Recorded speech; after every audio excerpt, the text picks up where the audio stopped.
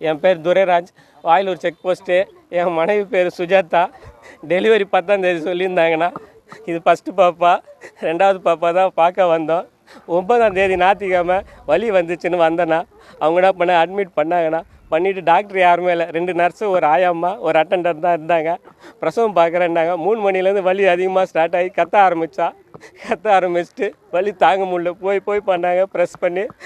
ஒரு நர்ஸு இந்த இடத்துல ப்ரெஸ் பண்ணி, இன்னொரு நர்ஸு அட்டெண்டர் அந்த ஆயாம்மா போய் பாத்ரூம்லாம் கழுவிச்சு. கொஞ்ச நேரம் கழிச்சு பார்த்தா கை க்ளவுஸ் போட்டு வந்து கையை விழுது என் பாப்பாவில். பார்க்க கூடியது நான் உள்ளே போனேன். உள்ளே போய் பார்த்தா அந்த ஆயாம்மா பிரசவம் பார்க்குது. அந்த ஆயாம்மா பார்க்கலாமா என் குழந்தை. அதுக்கப்புறம் கொஞ்ச நேரம் கழிச்சிட்டு, ஏம்மா உங்களுக்குலாம் வேலையே இல்லையாம்மா, டென்ஷனாக திட்டிட்டு நாங்கள் வீட்டுக்கு போத்தாவில் சொல்லிவிட்டு வெளியில் வந்து ஆம்புலன்ஸ் வர வச்சாங்க. செங்கல்பட்டு இட்டு போகிறதுக்கு ஒரு 6:45 இருக்கும். செங்கல்பட்டில் ஏறும் போது அவங்க கேட்குறாங்க, நர்ஸே கேட்குறாங்க, வயிற்றுல அசைவு இருக்கான்ட்டு.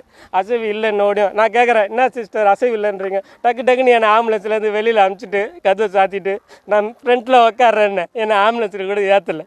செங்கல்பட்டுக்கிட்டுன்னு போயிட்டாங்க. போனவொடனே 8/21 என் பாப்பா பிறந்தது. எப்படி எடுத்தாங்கன்னு தெரியல. என்ன குழந்தை பிறந்தனோ சொல்லலை. அந்த 2 நர்ஸும் உள்ளே போனவங்க. மதியம் நான் நைட்டு வேறு சாயங்காலம் வரையும் இருந்தேன். குழந்தை அவங்க வெளியிலே வரல, அப்படியே பேக் சைடில் போயிட்டாங்க. ஆம்புலன்ஸ் டிரைவரும் கொஞ்ச நேரத்தில் கிளம்பிட்டார். ஆம்புலன்ஸ் டிரைவர்கிட்ட கூட சொன்னிக்கிறாங்க, சீக்கிரம் போன்ட்டு. பாப்பா இங்கேயே வந்துடுச்சு. ஆனால் இன்னொரு நர்ஸ் என்ன சொன்னாங்க, இந்த 108 ஆம்புலன்ஸில் வருவாங்க அன்யூனிஃபார்மில். அவங்க என்ன சொன்னாங்க, போகிற வழியிலே டெலிவரி ஆகிடும்னாங்கண்ணா. என் குழந்தைய போகும்போது உங்கள் அம்மா கண்ணை மூட போகிறாங்களான்னு சொல்லிக்கிறாங்க. சொல்லுமா சொல்லு. உன் அம்மா கண்ணை மூட போறாங்களா?